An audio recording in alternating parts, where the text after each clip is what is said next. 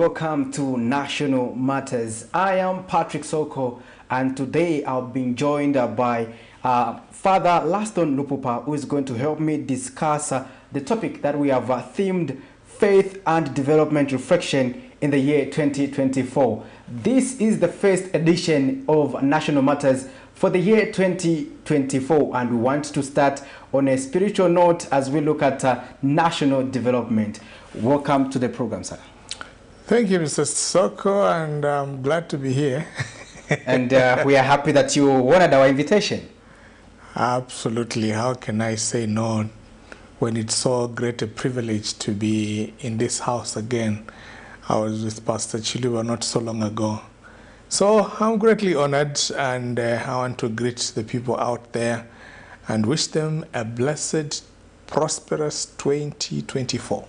Interesting. Thank you very much. Well, our dear viewers, later on the program, you will be joining us by giving us your perspective. In case you want to give us that call, the number will be on your the bottom of your screen. And in case you want to leave us a message, remember that we are streaming live this broadcast on our Facebook page as well as our YouTube channel. You can leave us a message and let's get interacting on this program. Now, to just get started, Father LUPUPA, we'll look at want to get your perspective overall, how you would reflect on the year 2024 or 2023. As we get into 2024, this is just the month of January, and looking at governance vis-a-vis faith issues in this country.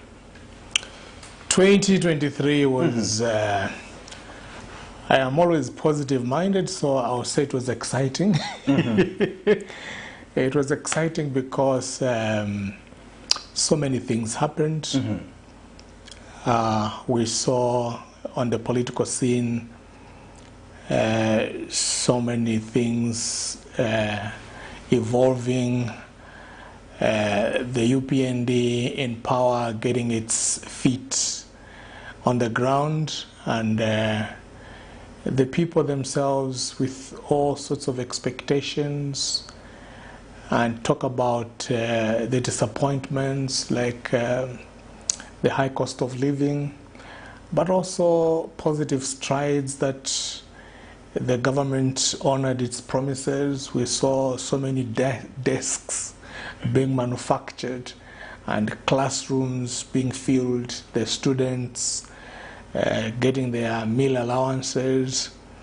2023 also brought us surprises from the Catholic perspective when we heard that the Pope Exactly.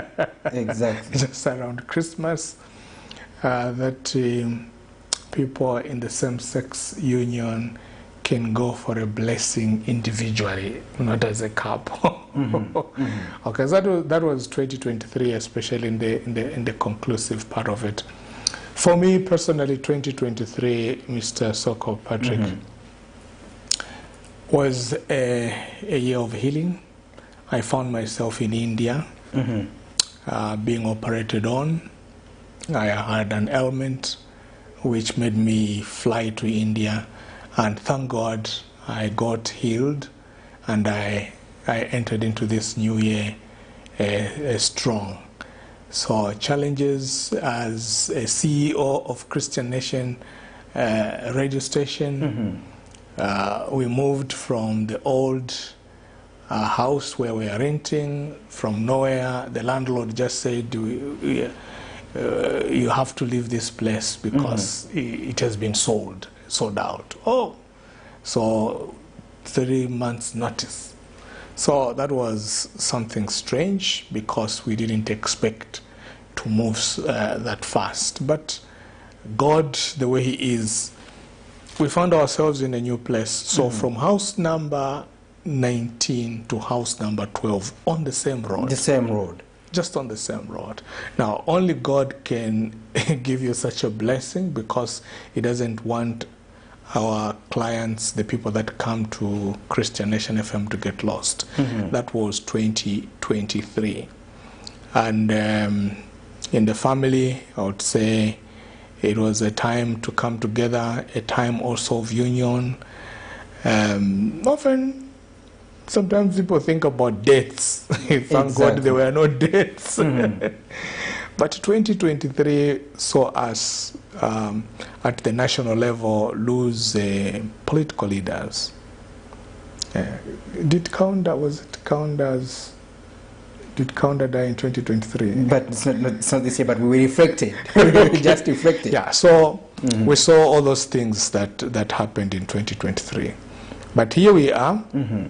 As a nation, we are growing firmer, stronger, resolute, and with great hope.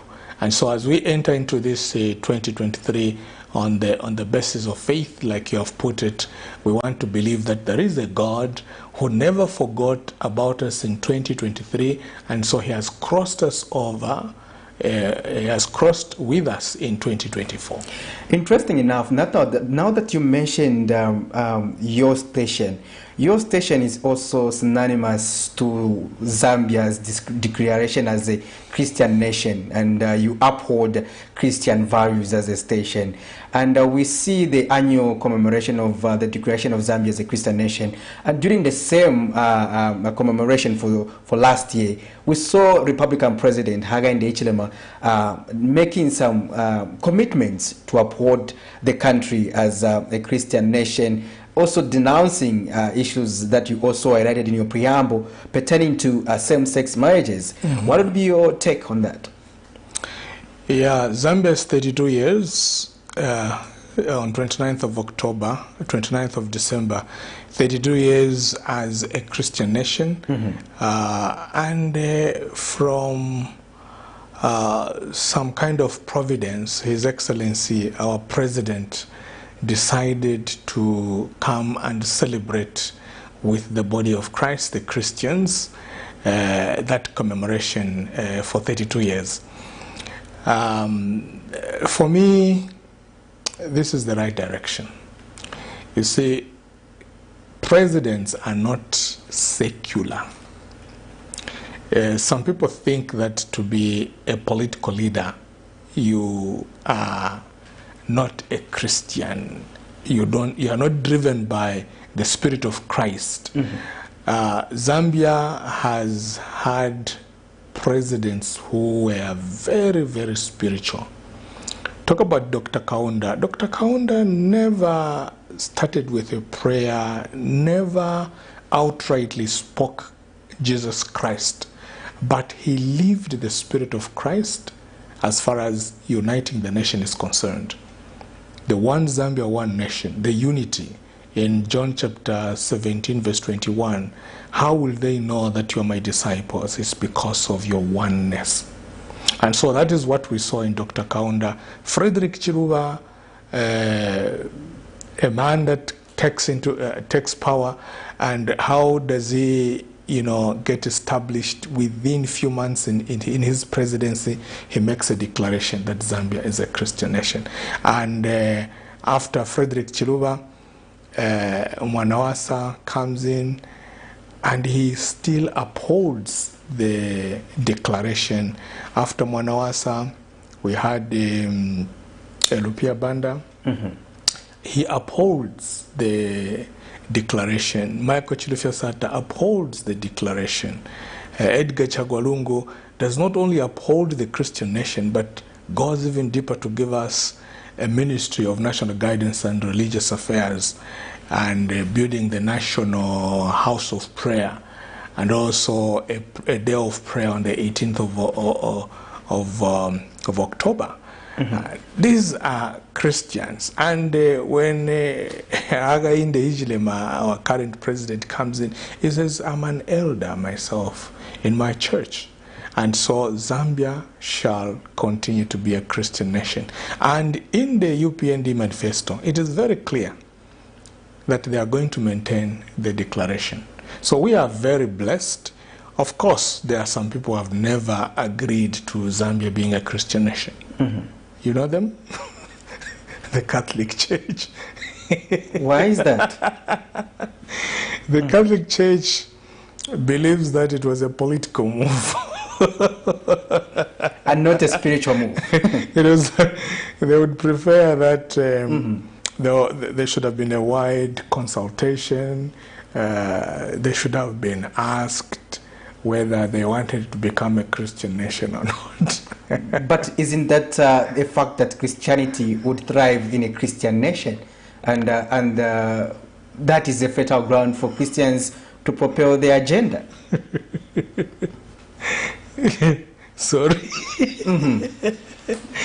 I'm laughing because automatically that's how we think. But when it comes from a political leader, you remember that in the history of the church, there was a time, I call it the worst thing that ever happened, that the church and the state were separated. Why? So the church has got a lot of experience. It doesn't want politicians to meddle into its affairs. It wants to keep a very clear cut line. So the fear in the Roman Catholic Church is that if the politicians begin to they don't keep their lane, they begin to move in, they will start controlling the church. But you see, history has to be contextual. What happened in the West at that time when bishops were literally appointed by politicians? Yeah. And it was messy because some priests also became very political and partisan. And so you didn't know whether you were at a political party or you were in the church.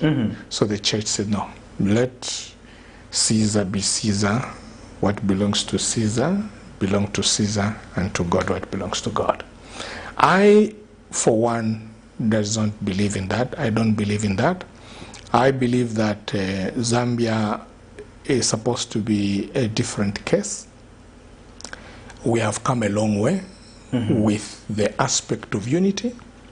We don't want to experience anarchy. And how can we propel the ideology of oneness if we cannot base it in scripture? And for me, it's the greatest opportunity that Zambia received through His Excellency, the former Republican President, may he so rest in peace, by making a declaration that Zambia is a Christian nation. After all, why are missionaries here? Is to Christianize the nationals. And if the nationals be Christians, then the state one day will become a Christian. And that's where we're going. The nation is a Christian now, but the state is not. Interesting. Well, my follow-up, Father LUPUPA, is that you also mentioned an interesting aspect pertaining to the Ministry of National Guidance and Religious Affairs. Well, and we saw the coming of the UPND doing away with the ministry. Do you think that was a good intervention, or do we still need a Ministry of Religious Affairs? I think it was one of the saddest things that the UPND government did. They should have studied and modify that ministry according to what they believe in.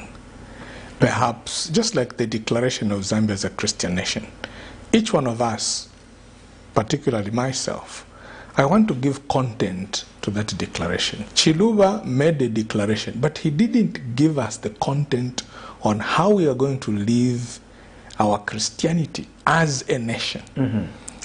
Edgar Chagwalungu, the former Republican president, thought we cannot just be a declared Christian nation. Let us have some things visible which we can say this is our identity as Christians. The National House of Prayer, the Day of Prayer, a ministry. Why a ministry? You see, the government has got the authority. The government, the state, has got that machinery that can bring sanity and order sometimes in the arena of faith. From nowhere, certain churches are just mushrooming. Now, which body will regulate the churches? The government, the registrar of societies, there are some, I can give you an example, that there are some churches that do not have the domicile, which means when you register, you have to have an address where you can be found, an office for the pastor. And then a church is registered, it doesn't have where physically you can find the pastor. How does that happen? So that ministry was going to help us have content for our Christian nation. They started documenting. They were supposed, and that is what they were doing. They were meeting religious leaders, including the non-Christians. That was the purpose of religious affairs, not Christian affairs. So it was a very important ministry, and we still, for me, I believe, we still need it. What we needed from the New Dawn government was to ask themselves questions. Why this ministry? And what profit do we need it? I was talking to one of the Jews who said, you know, Zambia as a Christian nation is good. So you need also a religious court. Instead of just having a civil court, we need also to have a court, just like we are talking about a national house of prayer, where people can recourse themselves if they have got differences in religious matters. Okay, so that was but perhaps the New Dawn government was looking at it as an expense, as a liability. And so why have so many ministries? I have a different view. The Ministry of National Guidance and Religious Affairs could have developed a system where it could have acted, it could have even been like a ZRA, collecting monies from the body of Christ. Imagine we are 19 million Christians in Zambia. 20 million population, 95% of Zambia's population are Christians. If all of us as Christians were contributing 1 kwacha every day, would be making 19 million kwacha every day, raised by the Ministry of National Guidance and Religious Affairs. It could have been a source of revenue to run itself as a ministry, to build that house of prayer. What is that house of prayer? We need to be united. I feel very sad when I see somebody play with unity. Zambia, we just have to be proud that, you know, we had presidents. We've had presidents that willingly, you know, surrendered or handed over power to the next one. That we have never had a civil war inside. In Zambia, you hear, boom, you rush there to see what is going on. In other countries, when you hear a gunshot, you have to take cover, you have to run. In Zambia, we want to see what's happening. That is how ignorant. Our children, the young people, they have never, some of them, they've never had a gunshot, except the fireworks when they are blasting. And this is our country. So that ministry would have been used by the government to unite us together. So it was an avenue, an opportunity to speak to the nation. A day of prayer is not talking to God, it's talking to each other. And that is why we coin it as a day of national reconciliation and so forth. What is reconciliation? You saw what the bishops talked about when they wrote that pastoral letter about Honorable Batuke Imenda calling Archbishop Alik Banda as Lucifer. Such days as a national day of prayer, these are the things that, you know, people come up and say, we are sorry. We are sorry. We are not just political beings. We are spiritual beings. In fact, we are a spirit in a, not a spirit in a body, but a body in the spirit. Interesting views there. Well, our dear viewers, you are watching National Matters, and in studio today, my guest is Father LASTONE LUPUPA, and we are discussing faith and development. In case you are just joining us, you have not missed much, but you can still catch up via our social media platforms like iArea alluded to. You are able to watch this broadcast on our Facebook page, which is Kamne TV Zambia, as well as our YouTube channel. You can leave us a message as well as leave questions for our guests, and we'll be glad to take them on board. Now, moving on, Father LUPUPA, there is also a perception, and that's something that I've also believed, that a secular immorality usually thrives under a secular economy. And if we we see others who are championing things that are against Christian values, keen to perpetuate a secular economy. But how, as a country, do we remain firm to guard against that? Because, like I said, immorality thrives under a secular economy. How do we then, as Zambia being a Christian nation, how do we start working practically to combat such maneuvers? So, as a Christian nation, that's a very brilliant question, Patrick. You don't conquer darkness with darkness. You conquer darkness with light. Our electricity supply company, ZESCO, is focused on powering the nation.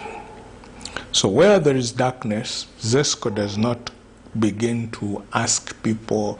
It's like, when I take my car for service, they don't begin to shout at me, why you have missed out on this is not working. Their duty and their job is to fix it for me. ZESCO is to power the nation. The Christians are there to give light. They are the salt of the earth. And we are not supposed to fight those that are non-Christians. That is what love is. Love never forces. Love brings peace. In fact, the other name for a Christian nation is a loving nation. Instead of saying Zambia is a Christian nation, and if we are a Christian nation, this is the thinking of the Catholic Church, what about the non-Catholics, the non-Christians? Does it mean, what is their place in such a declaration? If we understand who Christ is, you can replace the name Christ by the word word. In the beginning was the Word. So who is Christ? Christ is the representation of the ultimate reality, the transcendent God. Who is God? God is harmony. God is who we are, extended out of Him. And so if Zambia be a destiny for someone who wants to take a holiday, it should say, I want to go to a peaceful country. I want to go to to meet people who are kind, people who are patient, people who are peaceful.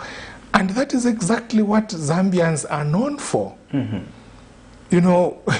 I saw a clip on the social media about somebody describing how Zambians can be robbed easily by these fake prophets, pastors coming. And he said, this can only happen in Zambia, which is a Christian nation. They will be giving out, they will be giving to a stranger, and they begin to give money.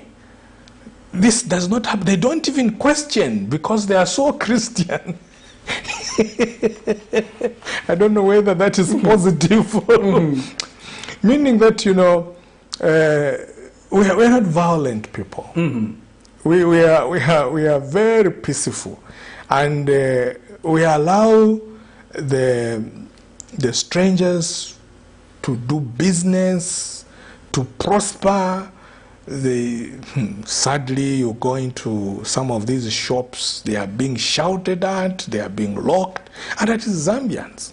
So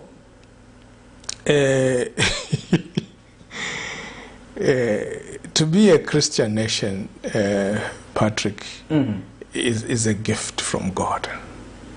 is something that is so beautiful. It's just so beautiful. So all of us, dear viewers, you just have to be grateful. Some of us have traveled a lot. I was in Congo DR for 3 years in Kinshasa, where I did my studies in philosophy. You were afraid to go out the time that Mobutu was there and he was being ousted by Kabila.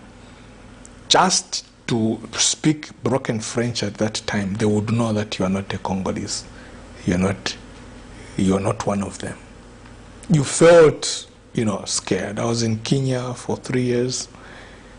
You could tell how sometimes their communities are divided on ethnic lines. Mm-hmm. Here we talk about ethnic. You have never seen it where it is, where it manifests into a genocide, where people who speak the same language, but just because you are morphologically different, you begin to kick the other. Yeah, so that's what I can say. Well, interesting enough, the country, Father LUPUPA, has been confronted with another cholera outbreak. Last time we had cholera was should be in 2018, and now cholera is back, and this has to do with sanitation issues. What would be your perspective pertaining to how we can confront the issue of cholera? Cholera is not an airborne disease like we had the coronavirus in 2019, COVID-19, where we had to mask up and social distancing, no gathering. Cholera can be prevented, absolutely. We know that there is a rainy season every year. We have the DMMU,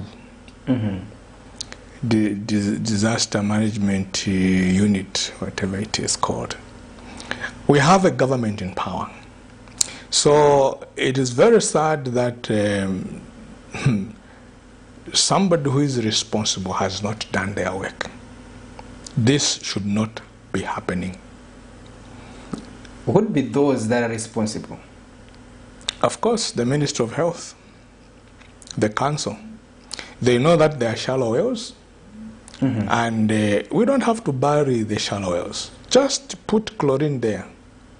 We know that every year from 1964, when we got independence, certain compounds were supposed to have been demolished and replaced by white We Fought for Independence. People in Matero fought for independence so that they can move to Kablonga. Okay? Independence is, in brackets, economic independence. Political independence, if it does not trickle down to the stomach, what is the food, if it does not trickle down to children going to school, if political independence does not put food on the table, then we are not yet independent. Why should we have a change of leadership and still have cholera?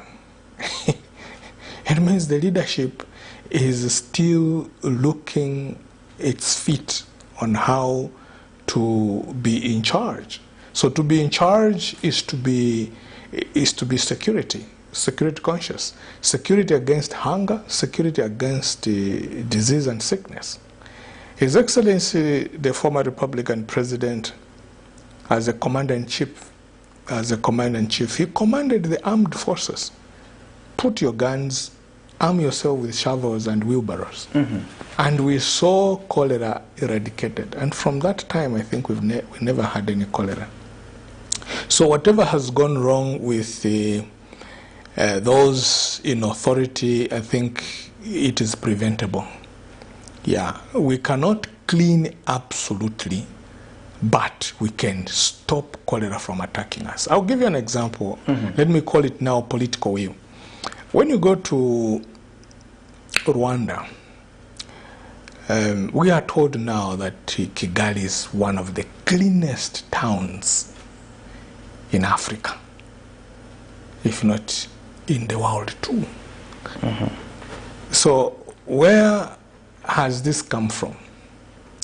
It has come from His Excellency, the President, Mr. What is his name? Paul Kagame. Paul Kagame. So, political will.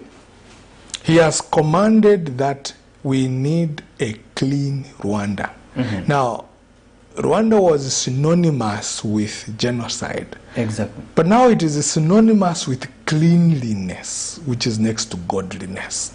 Let us clean this stain of blood on our fingers, whatever it is, so that people begin to enjoy the surroundings. People say you can eat your lunch in a drainage system. It's clean. So where has it come from? It's political will. So I would love to speak to His Excellency, the President, that the impetus, that power that is in him, the leadership in him, can eradicate cholera, can bring about that cleanliness. The way he has come with full force against corruption, and indeed, in 5 years, we can have a clean Zambia without corruption. Why? Because the head of state, the man in charge, is cleaning corruption. It doesn't matter who is below him. If he himself is determined to root out corruption, Kadarism, and the rule of law, perfecting, he will achieve it. That is what it is to be in power. To be in power is to exercise that authority. So if he's going to extend it, I just heard on the news that he has cut down his, I don't know, his holiday, wherever he was. Exactly. And he says, how can I be here? My children are dying. And so if the president says no more cholera, and it begins to, whether it's to reshuffle the authorities and to fire some people, why didn't you do what you're supposed to do? Where has this come? A commission of inquiry. Why should people die? And the numbers are increasing instead of dwindling. We don't know whether on the 29th of January, whether the kids are going to go back to school. Yeah, so that is why we have the head. The head is where the eyes are, the ears, the nose, the tongue, all the major faculties of governance are in the head. So we are expecting His Excellency to come out so strongly about this cleanliness. Let us not just clean the offices as far as corruption is concerned, but this corruption is also manifesting in the presence of cholera. It means we are not yet clean. It means there's somebody who is not doing their job. You know, if you have lice or cockroaches in the house, don't even pray about the end of cockroaches. Don't dare ask the man of God. Don't ask for holy water and begin to spray so that cockroaches go. Cockroaches can go. If I live at a flat, if all the neighbors just come together to say, I'm not just spraying in my house, but all of us have to spray. Because if you only clean one side of the house, the cockroaches in other septic tanks will migrate. So you wipe them out, but they'll be coming. So if we decide the whole compound to kick out cockroaches, you'll never see one cockroach. So if the whole city and the whole leadership becomes serious about cholera, we will never hear about cholera again. So let me play the blame game. I blame the government. They have not done what they're supposed to do. The council, the local authorities, the councillors, the MP, they have not focused that this is supposed not to be part of the story. There's another interesting aspect in that is confronting us as a country. We continue to hear the BNB, the Basic Needs Assessment that is announced by the Jesuit Center for Theological Reflections, JCTR, on a monthly basis that is projecting the cost of living. For example, just picking Lusaka for a family of 5 at about 9,000 kwacha. And that is way beyond the majority of many Zambians. That's something that we have been reporting about, especially pertaining to the year 2023. Now, you also mentioned an aspect of food being a basic necessity. Now, what advice would you have pertaining to the high cost of living in terms of us getting to address this problem as a country? Because the high cost of living has been with us for a long time, and us in the news business, we continue to interact with people who continue to tell us we cannot afford a bag of meal. We cannot afford to have 3 meals a day. So those are concerns that we continue to find, especially in high density populated areas of this country. B&B. You see, the Jesuit Center for Theological Reflection are supposed to help us to go deeper than just tell us that a family of 5 needs 9,000 kwacha. They're supposed to tell us also the solution. And I'm going to give a solution. Because I'm coming from the JCTR, also from the Jesuits. Exactly. You see, what we are supposed to be taught is that, look here, a family of 5 needs 9,000 kwacha to buy the listed food, which requires for them to survive. Now, on that list, if Patrick, you had an opportunity, you know, we projected, you find vegetables, you find milk, you find... Now, some of the food items on that list can be knocked out. If they would say, in a family of 5, if they had a 50 by 50 or a 10 by 10 piece of land, they can grow impwa, they can grow ifipushi, butternuts, they can grow a kandolo, sweet potatoes, they can grow this, and so they can eliminate all this. So you'd find that actually, if all of us had a garden, we can reduce perhaps to 5,000 kwacha, because much of a lot of money is going to buy food stuff, which we can produce ourselves. And this is where the mindset of the people and the government in power that have come have not helped us to become producers of our own food. The governments promise that they are going to reduce the price of mealie meal without telling us how they are going to reduce. How do you reduce the price of mealie meal? It's by increasing production. Who is going to do the production of that maize? Some farmer somewhere? If we don't put it to the people and invest in the people, that the price of mealie meal can only come down with an increased production of maize, then there is no magic whatsoever. We are going to import. But is it true that we need to import with this beautiful arable land in Zambia and talk about the manpower, the intellectual? We've had the School of Agriculture for 20 years. I don't know for how many years. We've got the School of Mining, and the University of Zambia doesn't even have a mine. We have, so we have the CDF. If the CDF money was pumped into the chiefdoms, let's take the CDF to stand for Chiefdom Development Fund instead of constituency. The village has already the settings. We don't need to go back to the land. What we need is the tractor to go to the land, whilst we continue to clean up for cholera. and the tractor can do the farming for us. If every headman was bought a tractor, or every chiefdom was empowered with this machinery,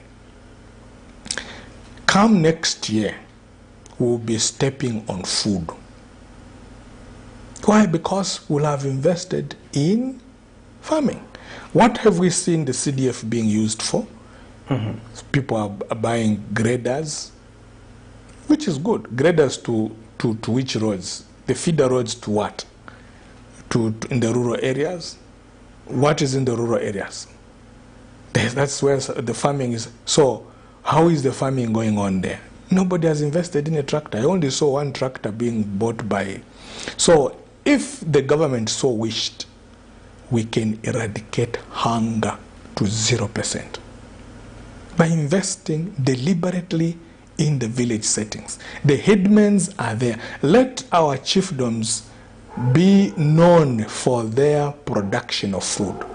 If I think about Western Province, if I think about losses, let me think about rice, other than in the Kuomboka alone.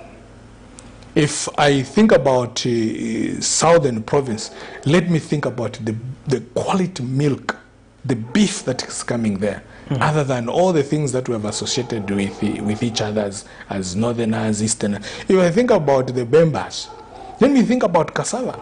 Let the Chitimukulu be associated with how many tons of cassava is coming there, the fish that is coming there. And that is the way to go. Let us make use of the chiefs with production. The government of the New Dawn, the New Dawn government, has come up with this PPP, private-public partnership. And we are seeing, you know, the Ndola dual carriageway, Ndola, Lusaka, Ndola. It has been financed by NAPSA, meaning that there is money to pump into producing food. Zambia will never, perhaps in its lifetime on earth, produce an aeroplane. We might never become Japan. We might never reach where the United States is. But we can produce our own food.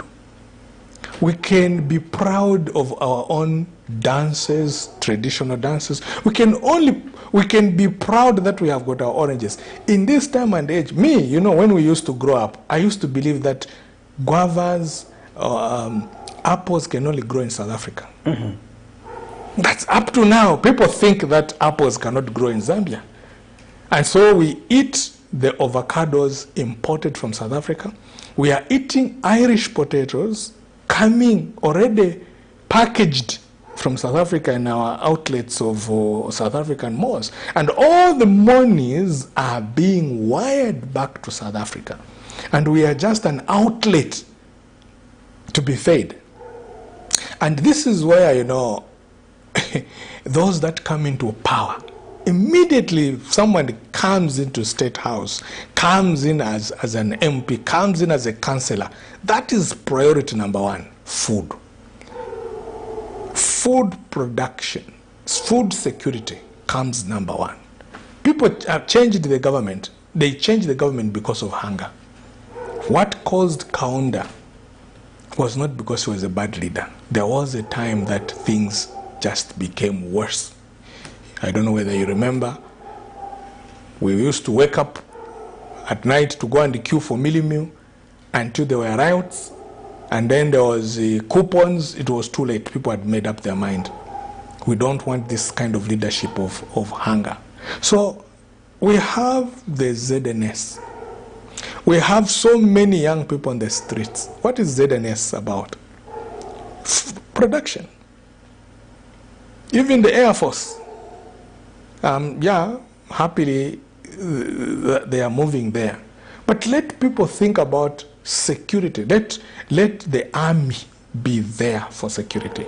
Let the Zambia police. Look, the Zambia police, I can give you examples of how we can end hunger. Since you brought in the BBN. We have the police staying in the camp. Why don't we create a section of the camp and put up a big garden?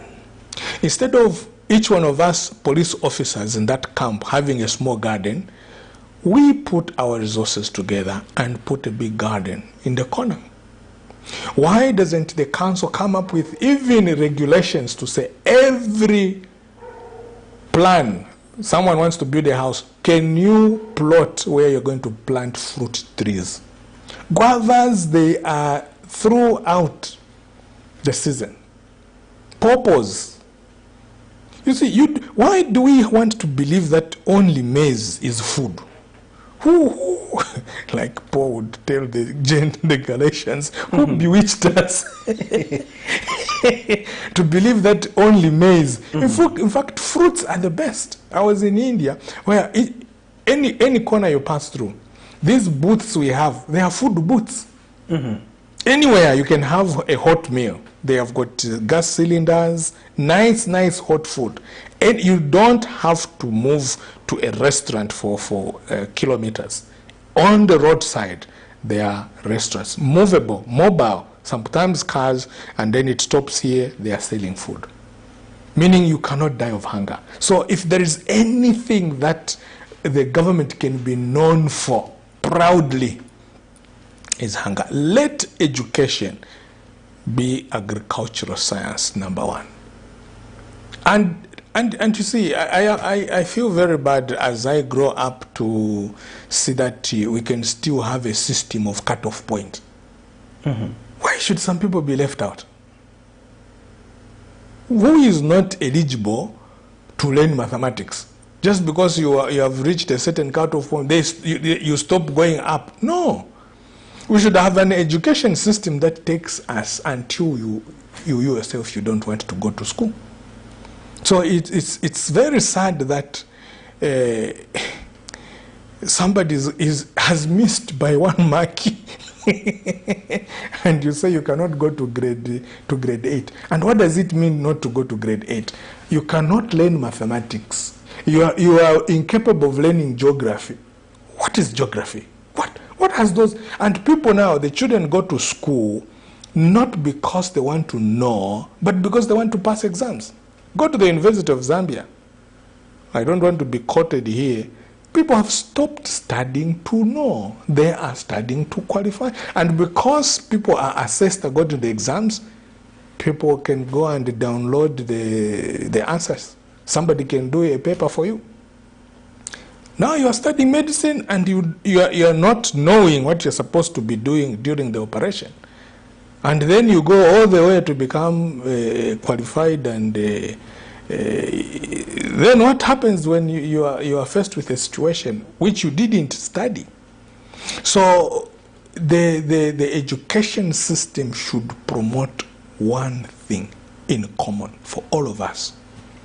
We are here on earth to take care of Mother Earth. Talk about the climate change. There are some people who are praying for the rains.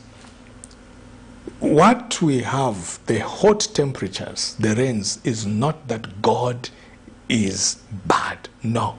We have cut down the trees. Commercial farming has to be outlawed. How can you uproot all the trees just to grow maize? And as you uproot the trees, you are affecting the quality and content of oxygen for all of us. And you are sending away the rains because the trees are the ones that keep the water table. And the trees are the ones that, through the evaporation from the leaves, they go up into the atmosphere and condensation, and that is how rainfall comes. The scientists have given us all this information, but the politicians don't care. So we have all this mining going on. People have no mines. We need vendetta to come. The whole entire open pit, if you look at it, if we put up a farm there and employed all those miners to grow food, nobody will be hungry. But we think that by going what is deep, and it doesn't even come to us, it goes out. And all we get is a salary to go and buy food, which we should have produced. So does it mean you also have an opinion pertaining to the issue of mining in the lower Zambezi? Mining should be outlawed for now. Why? Because there is contamination. You see, to be a developed nation is a curse. Why is it become a curse? The quality of life. If you go to Shanghai, I was in India. You wash your clothes, white clothes, the Indians are watching. You put it on the line. Because of the soot in the air, your clothes begin to get dark.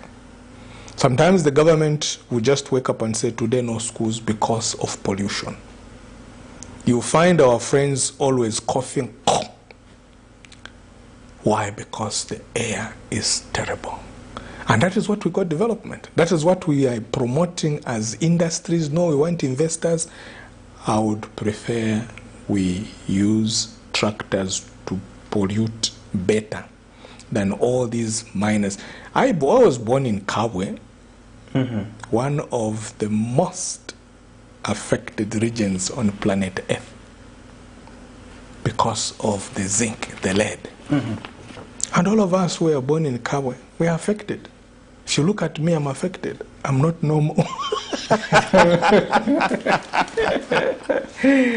And they told us very late that everything. And once in a while, we can see the mines in Kabwe that time. When it is about to rain, they would open the chimneys and a very thick black smoke would go in the whole town.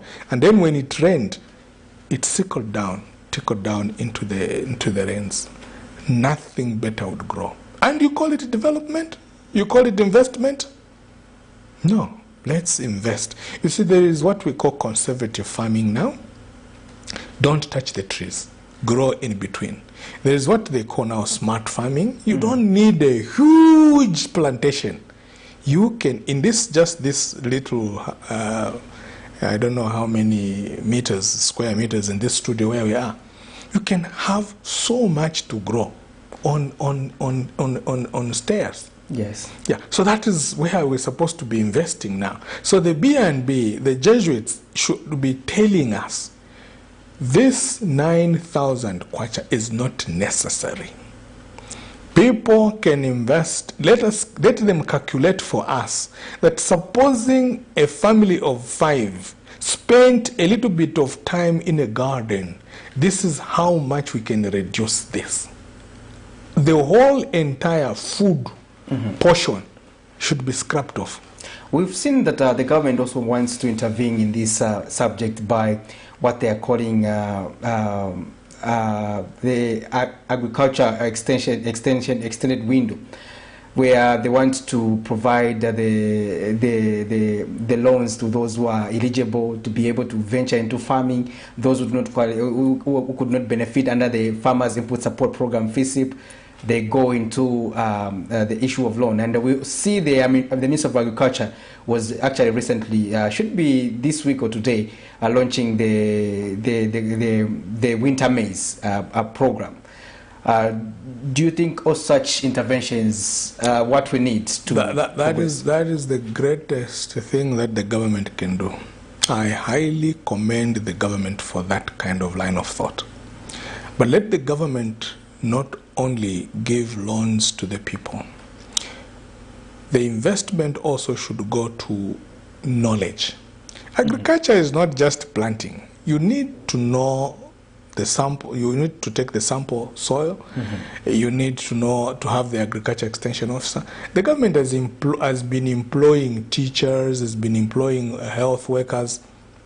What about the NRDC, the people that have done agriculture science? Let us have, now speaking as a pastor, let the men of God go to school to study agriculture so that in our sermons, we take people to the book of Genesis. Adam was placed in a garden. Eve committed a crime because of a fruit. It's not because she stole money. Okay, let us make mistakes because we have picked the wrong fruit. But so the government should be commended highly, and the government should do more. What does it mean to have free education? Free education to learn how to look after ourselves. Let this agriculture science, and this is my propagation, my campaign, let the agriculture science start from the kindergarten. Children should plant trees and grow with the trees. Honorable Minister at one time of Agriculture in the former government, Madam Kanduruo, was saying, we want these were their plans. We used to interact. She was saying, supposing every child was born, we plant 100 mukula trees. By the time the child is 30 years, the mukula tree will be mature. That child is a millionaire. Now, this is how, the president should be seen to be serious whenever he takes up such kind of advice given to him freely on Camnet TV. At every gathering, wherever the president comes to address people, let him plant a tree. Somewhere. Let every household have a fruit tree. Let the council make it an obligatory, alongside the road, everywhere. Instead of just planting these trees, let us plant trees that benefit our health. If there is anything, instead of having these booths of Airtel, what and what, alongside the Airtel booths, we should be having fruit juice, squeezed straight from the trees just next by the roadside. All these kids who are begging there, let them plant carrots along the roadside, so that there will be no... Look at sweet potatoes. You don't have to fertilize them.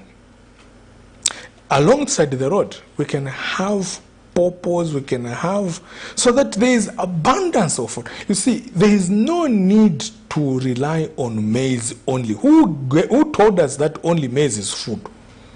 We can do away with maize and eat sweet potatoes, cassavas, peanut, these butternuts, and talk about Irish potatoes. If someone is saying, no, but our houses have got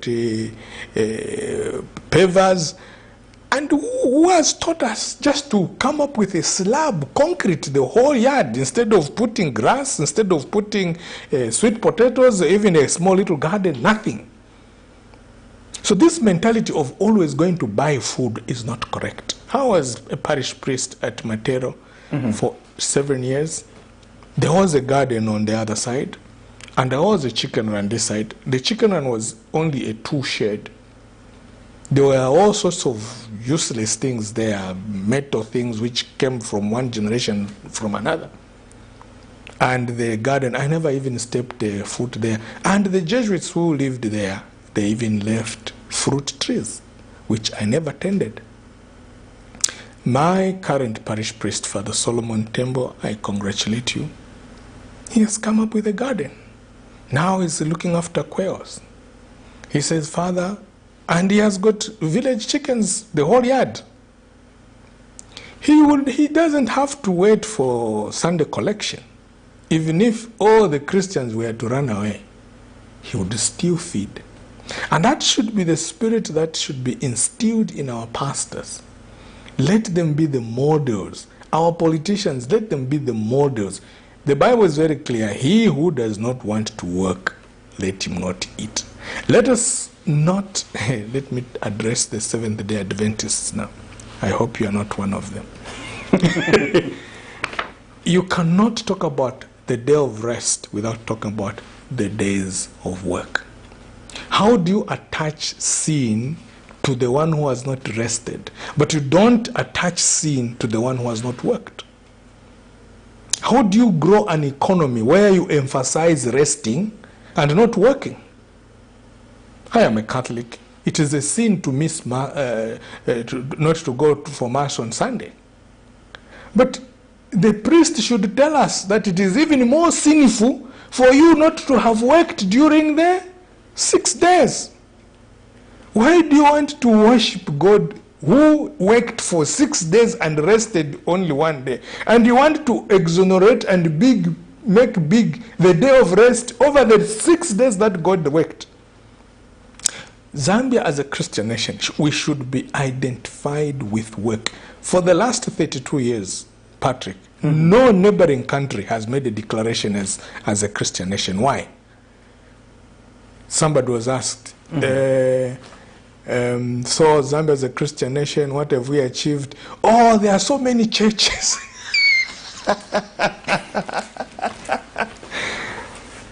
People are praying on the mountains. That is what to be a Christian nation, to go on the mountain the whole night. And of course, smooth transition of power. Smooth transition of power.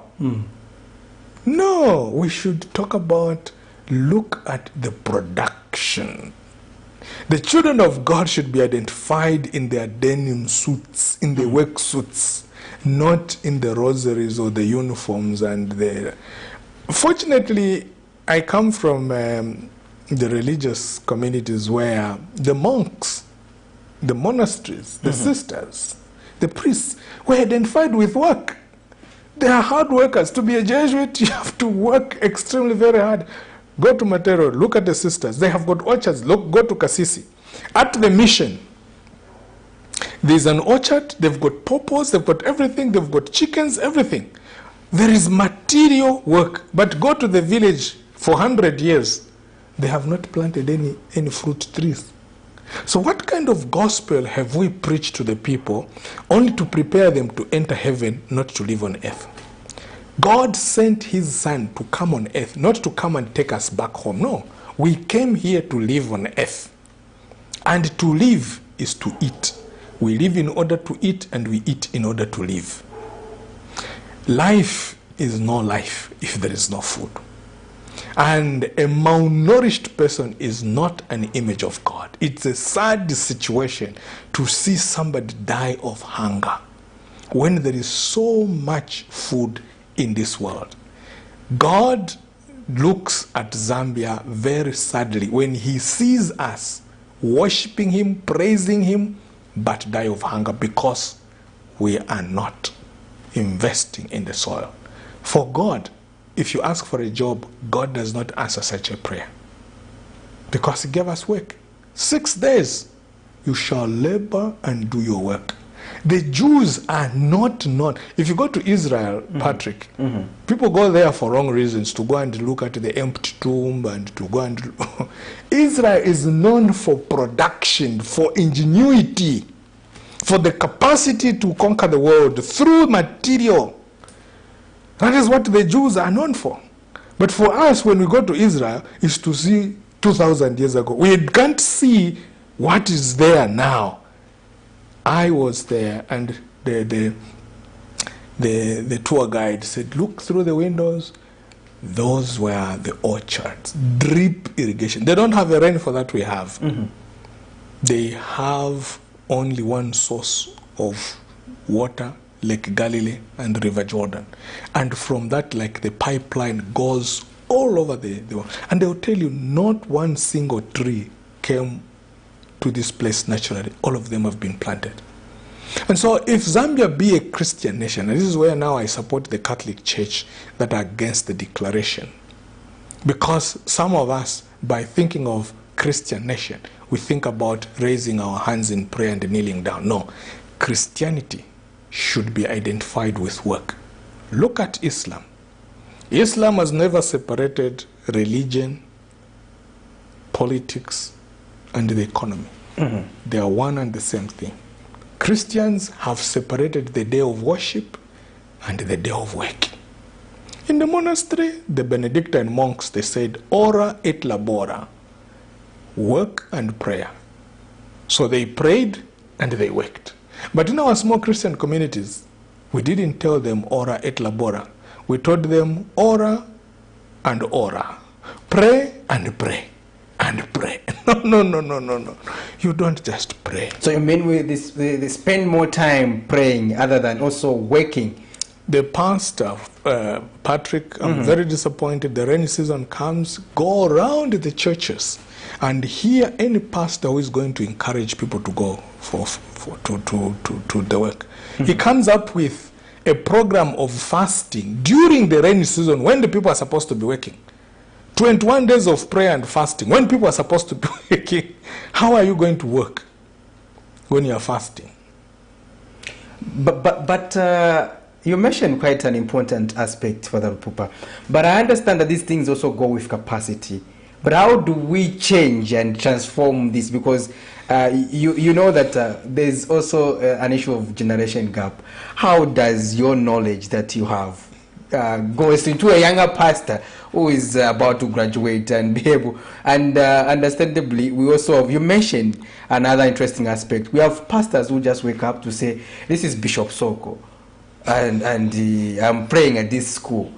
You understand? And like you said, no address, no office. Just go and converge at this school.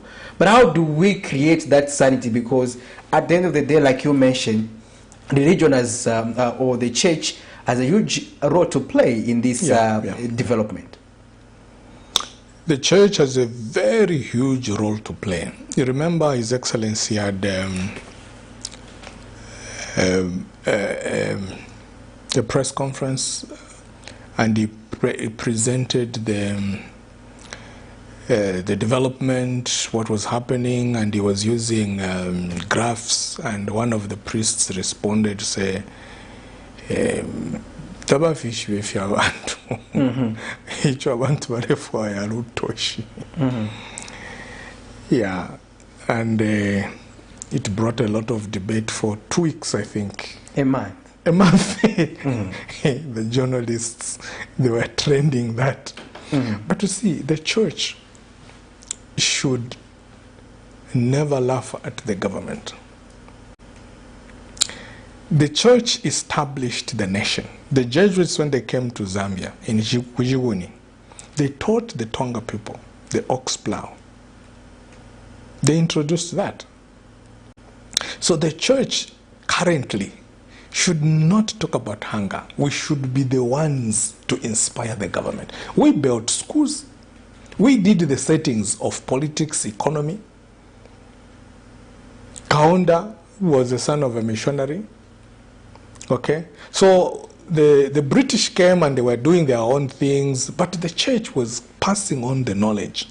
And this is what you're talking about. That unfortunately, there is a quality of education which didn't go well from the missionaries. They taught us that God would give us literally anything when we pray. The missionaries who came to Zambia, they were very wealthy where they came from. They didn't need our monies. They were supported back home. Go to Luangwa. You see the house which they built upstairs, in the Kasisi upstairs, with now there's a borehole, there's electricity. Go in the village. Nobody has replicated that house. 100 years, nobody has picked up from what they set as a model. And this is where I come in with what I'm telling you. The church should have come up with a program not only to build a house of God, a house for the priests, but a house for everybody. We should not wait for the government to come and change this. We are supposed to look after our own affairs. We should determine what kind of sex education we want in our schools, not the government to tell us. After all, who is the government? The government are a product of the church. The government are a product of the people that went to school, into government, into the mission schools. That is where it all started.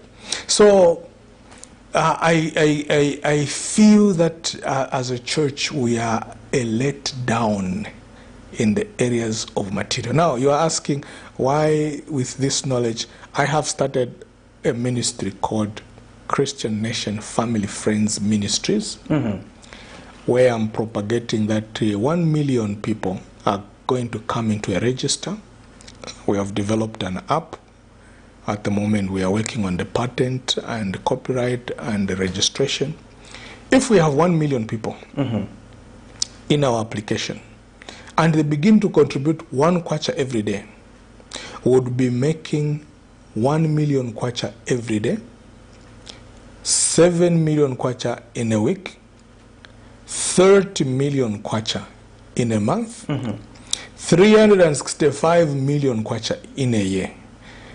That money for 1 million people, this is just a family of 1 million people, we can invest in buying tractors, Without making the people go to the land to go and work, the tractor can go. We only need 50 people to go and work on the farms. With 365 million kwacha, we can buy buses.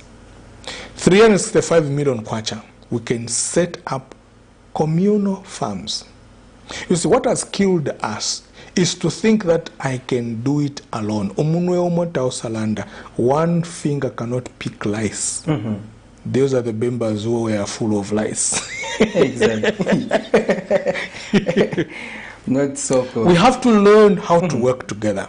And this is where, you know, the politicians miss it out when they divide us into small segments called political parties. We don't need the majority. We need everybody. Democracy has a flaw where we think 50 plus 1. No, we don't need 50 plus 1. We need 100%. Okay? In fact, we should have continued with one-party participatory democracy so that we continue to vibrate on one frequency. What we needed is just to correct. You see, multipartism, some people think is the way forward. We restart. Every 5 years, we restart the clock. In Tanzania, they have never changed the political party. But they do go for elections. They go for elections, but they don't want to change that beautiful ideology of oneness. Okay? Do you know that every 5 years we go back to zero? The government that comes in starts... Yeah, we start from zero again. We remove all the brilliant minds and restart. We cancel contracts. We call back those in the diaspora, come back, again we start from zero. By the time people gain momentum on 5 years, again we bring it back to zero. Even if they continue, again we have to change. You can't continue to restart the system. When you have a furnace, once you heat it up to the hottest, you don't want to switch it off. Now, I'm not saying that those who are in power should remain there forever. We can couple with the system. The government, the system should not be changing. Drivers can change. When a plane comes from Heathrow Airport to KK International Airport here, the same plane goes back, but the crew remains here to rest. But you will not even notice that now this crew has changed, the food has changed, the saving, the way it is flying. No, it is standard. So we have to invest in a system that does not change even if a political party changes. The problem we have at the moment is we think the political party knows it all. The manifesto can change the government. The government and its party, they are supposed to be separate. Talk about the judiciary. Talk about the legislature and the executive. We say these are separate powers. No. In Africa, in Zambia, they are not separated. So, in other ways, you are saying we don't have a strong separation of power mechanism? No, it can't even work because the executive appoints those that were elected by the people, the members of parliament. Then you nominate them as ministers, meaning now they have to be submissive to the one who has chosen them. So when they go into parliament, they don't go independent, sent by the people. They are a representation of the one. You cannot bite the finger that is feeding you. The IG is appointed by the president, so meaning that the police force, the judiciary, the chief justice, the chief of staff or the servicemen, they are appointed. They have to protect the president. So these are not independent. Well, our dear viewers, you are watching National Matters. In case you do have a perspective on the program, you are free to join us and give us that call, and we'll be able to take in your call. The number is on the bottom of your screen, and you can ask our guests. You can equally send us some text messages In case we have text messages, we are going to read them through so that our guests can respond to your concerns. Our topic of discussion is faith and development reflection in the year 2024, and my guest is Father LASTONE LUPUPA, and we have discussed quite a number of issues pertaining to development as well as the role of the church in governance. And moving on the program, another interesting issue that we are confronted with is that you did mention a part of the solution under the ZNS and how we can make everyone work. We are seeing that in almost each and every community you go to, there are young people, or a category of young people who are being classified as being junks. And we are seeing that substance and alcohol abuse is on the rise, and that is unproductive. Before I wind up my question, let me pick this call. You are through to the program. Good evening. Good evening. Yes, may we have your name and where you are calling us from? Mr. Joseph. Mr. Joseph. I'm calling from Angola. All right, you can go ahead with your contribution, sir.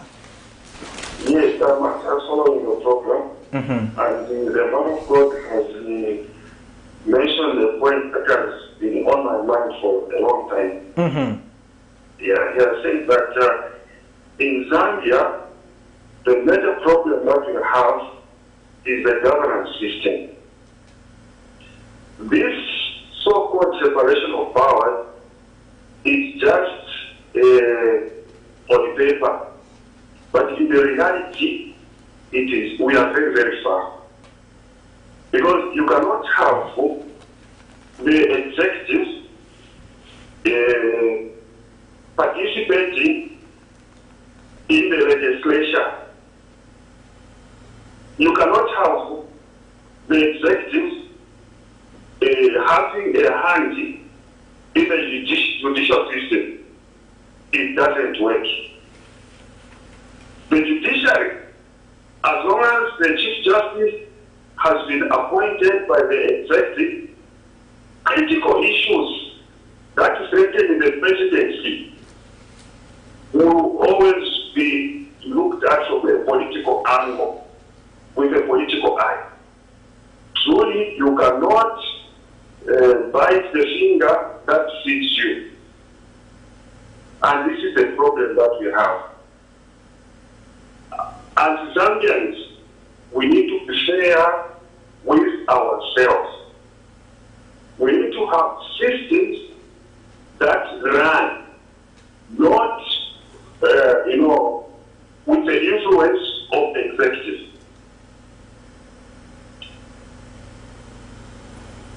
So, okay, I think we've gotten your perspective there. Thank you for calling us from Ndola. We are happy to know that Ndola is listening. You too can join the conversation and give us your perspective here on National Matters. And we are discussing issues bordering on faith and development. And Father LUPUPA, you can respond to that. And was just agreeing to you pertaining to the issue of the separation of power. And he feels we need strong systems that that can enable us to achieve our maximum in terms of facilitating development. He has put it very, very well. In fact, I never even thought about it in that direction. How can the executive participate in the legislature? They made ministers, MPs, go to debate. The executive is in the legislature. So what do you expect? And then they go and have a cabinet meeting. So it doesn't work. The ACC guy is appointed by the executive, and then you claim that, no, I have no hand in what the police are doing. No, you have a hand. You appointed that man there. So the police become an instrument of the political party in power. Let's pick this call. You are through to National Matters. Good evening. good evening. May we have your name and where you are calling us from? I'm calling you from my name is.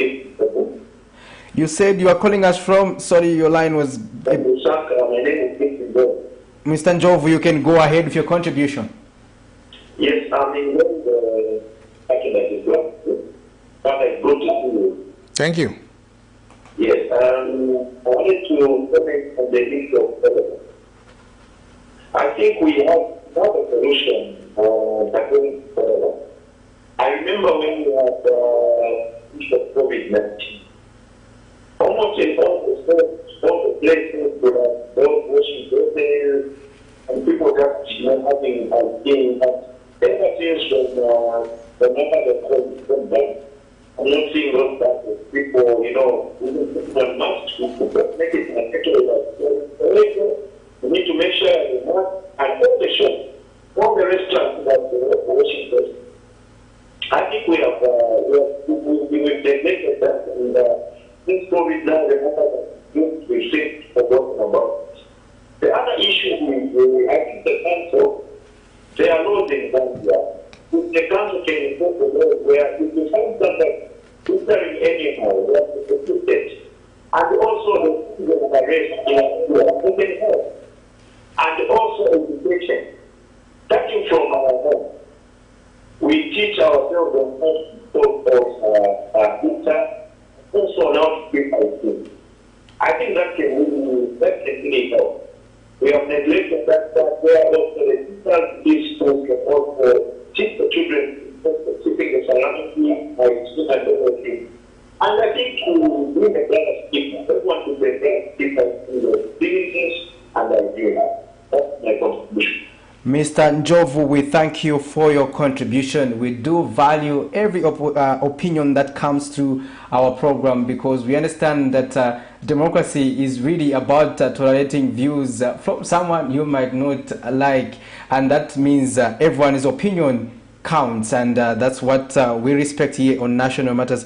And for our previous caller, Father LUPUPA is just agreeing and sharing his perspective pertaining to the fight against cholera, also just adding in other aspects pertaining to, we had COVID-19, we had heightened our surveillance, we were too sensitive, making sure even before you would have entered this studio, would have said you would have find that and everything. But we have forgotten after COVID-19 has gone. And COVID-19 has not even gone forever, but it's still part of us. But it's just that it has been managed. Now we have cholera, which you equally said is manageable. And I don't know if you are able to take that, but my question was also bordering on the next issue that is pertaining to issues that are now affecting us in community. Where have we gone wrong? Because if there's any problem in society, there should be a root cause. And if every community is going to be talking about crime and this unruly behavior, especially among young people, it means something is we are not doing something right. Yeah, so the breakdown of the family system can lead to the breakdown of community. Okay, where there is no dad, there is no mom, where there is no uncle, grandmother, where there are no cousins, there are no nieces and nephews, where that cell where you are identified with discipline, charity begins at home. If you break down that, you are going to lose community. So if somebody did a research and tracked down these junkies and see where are they coming from, those children on the streets, do they have really stable homes where everything is available as far as the kitchen is concerned, they are able to go to school? And if that is not happening, it is not just because the father is not employed. What about the brother to the father, meaning their uncle? Supposing the parents died, what about their grandmothers, the grandparents? So if this is just to simplify it, that the family system has to be upheld, we have to promote the family system. And the enemy to the family system, of which next time you can invite me, we talk at length, is the new family which is coming of the same-sex partners. Okay?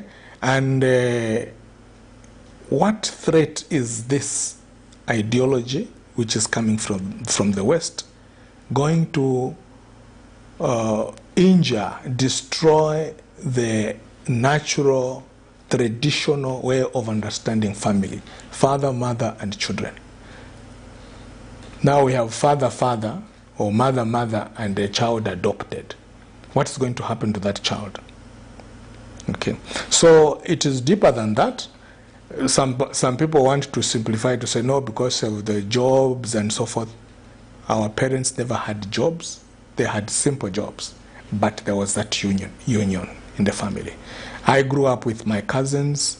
He would leave Mumbwa and come and stay with us in Kabwe without having to ask, Nompande Fokulaikala Kuno, I want to be staying here. He simply joined and he was being looked after. Are we looking after each other? Ino Kimbewa has sung a very beautiful song. It says, I've fallen in love with that beautiful piece of music. If we really get together, there will never be suffering. And this is why I was explaining in the 1 million family friends, we are saying, but actually, it can solve multitude of problems if we put our resources together. You may the program you're working on. I think I did have a glimpse of it on the page for Christian Nation. Yep. It's quite ambitious, but the contributors, the 1 million, how do they stand to benefit? Because it seems like it's a success in waiting, but how do the contributors benefit, and what impact can that create, especially in our country? Because if we have such initiatives, what are you projecting to contribute to this nation through that project? If you ask me, if you become a member of NEMA, how do you... Someone wants to talk to you before you respond. You are through to National Matters. Yes, good evening.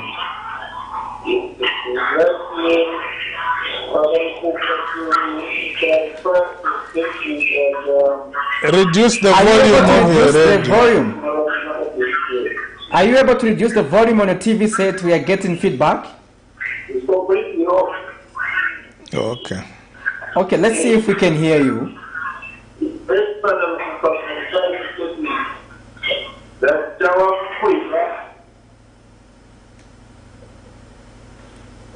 I think the line was pretty bad, and just as he was about to start. So you were mentioning, in your preamble, you started with NEMA.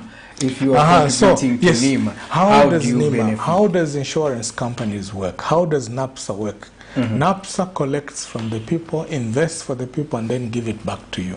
So it's the same principle that the 1 million family friends is going to use. We want everybody, at least from the streets, to be taught how to save. If there is something that our parents never taught us, it's savings. When we see people, tourists, come to Zambia enjoying themselves, they were saving for the last 5 years. And the account grew up. Suppose my father opened an account for me from the time that I was born, at the time where I am now, a fixed account. Do you know how much money I would have? Now, I don't want this to happen to the next generation. So let us start saving for them. By the time they are 20, we can build them a house. When you wed your child, don't just bless them. No, give them the keys to the house. Give them a key to the car. That is a blessing. Not this, I bless you, I bless you. And so I receive. What are you receiving? Show them a plot. That is your portion. And this is your tractor. I would wish, if you go to Nigeria, on the ordination of a priest, they don't bring money, they bring keys for the car to appreciate your priesthood. And that is parenthood. Parenthood is not to offload it on the government. No, our children need. No.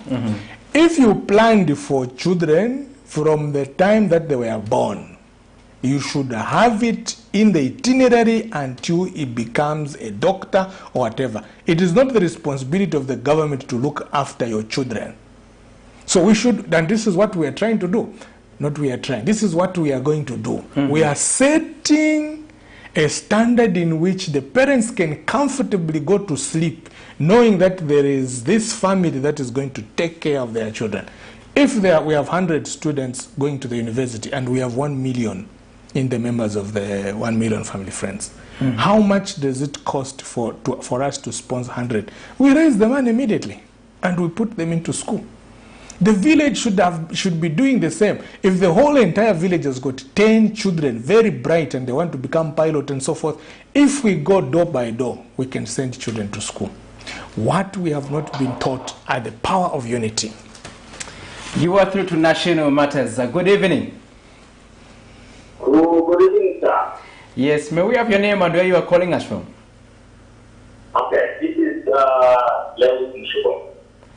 All right, you can go ahead with your contribution, sir. Okay, good evening, Father. Yes, Wallace. So we are following the program.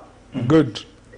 Especially where you mentioned that we need pastors to go to school and start acting outside. It's important to go down. Especially as Christians, we listen more to the future than even to our parents. Just imagine in all cases, if the pastor would say, go and have a garden behind your house, definitely would have few people be going to the market and buy vegetables.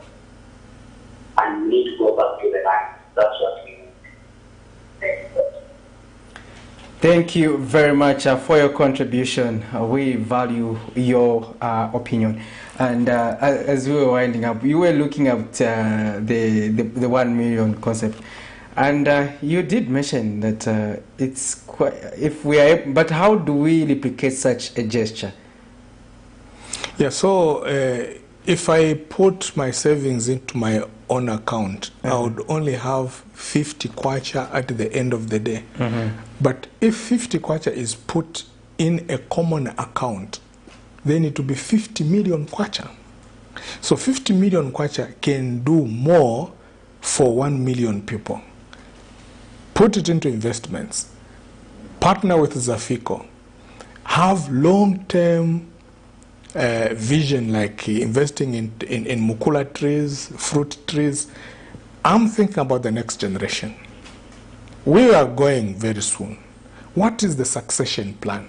Ask the politicians. What did Kaunda was thinking about Zambia, and he started putting all the industries all over. In the if we gave the UPND government the next 10 years are yours, tell us about Chibolia. In the next 10 years, what is in the program of Chibolia? Every province come up with a business plan and tell us what are you going to do about this. If you cannot articulate what you are going to do in the next 10 years, what are you going to achieve in the next 5 years? So it is not enough to make promises of from 10 hours up to 15 hours. No. The president's, according to our constitution now, is 10 years. 5 years we review. If we love you enough and you are fulfilling the promises, we give you another one. As a political party, in fact, let's just give them, we should change the constitution. Let us give them 10 years. It's enough. If the president leaves, the political party moves out. Okay? So that we have a change. Although I don't believe that the problem is the pilot. Sometimes the problem is the plane itself, the system. If we don't repair the system, we can change personalities who go nowhere. Democracy itself is faulty. Why? Because those that come into power, they are vengeful. They will keep on talking about the evils, the negatives of the previous. And we waste a lot of time. And we generate a lot of negative energy by talking about the past instead of talking about the future. And those that are outside, instead of coming together to help those who are in power so that we can go ahead, again we slow them down by criticizing them unnecessarily. Why don't we speak a language of unity and say, now, I listened to Edith Nawakwi, I listened to this one, brilliant ideas. If I was President Patrick, I would come up with one manifesto. Just call all these opposition parties leaders, call them to State House. How do we develop Zambia together? Some of them in their lifetime, they will never become presidents. Give them an opportunity to give their thoughts, their aspirations about Zambia. Put it on the table. We have only one Zambia, and we are only living one day at a time. So why do you want to believe that in 2026 things will be better if they cannot be better now? Why do we have to wait for another one to come and drive us safely if the one who is driving now, we are all hitting the roof and so forth? We can do better all the time. And that is my belief. Interesting. I would love to go on and on, but before I ask you to wind up, I want to find out if we do have some messages that we might have received in our inbox. Do we have those messages? Yes, we do. We have one message that reads, Father, come on board and save us. Presidential material. Imagine now they are calling you to contest. Thank you. Good evening. I'm Derek from Ndola. I really appreciate it. Is good to teach people about hard working. That is contributing to that perspective that you did allude to. And those are some of the messages that we had. Thank you, those of you who managed to give us those messages. As you wind up, Father LUPUPA, what would be the take home as a people, as Zambians? What should we preoccupy ourselves with for 2024? I understand you are preoccupying yourself with a milestone project that is coming. But as a country, what should we do? As a nation, imagine that there was a meeting in heaven and God decided that is going to solve all our economic problems by sending enough rainfall. What is rain? Rain are billions of kwacha falling on our soil. Why do we have to complain next year that there is no food when the rains were enough? Why blame the government? Why don't we have a garden? Plow.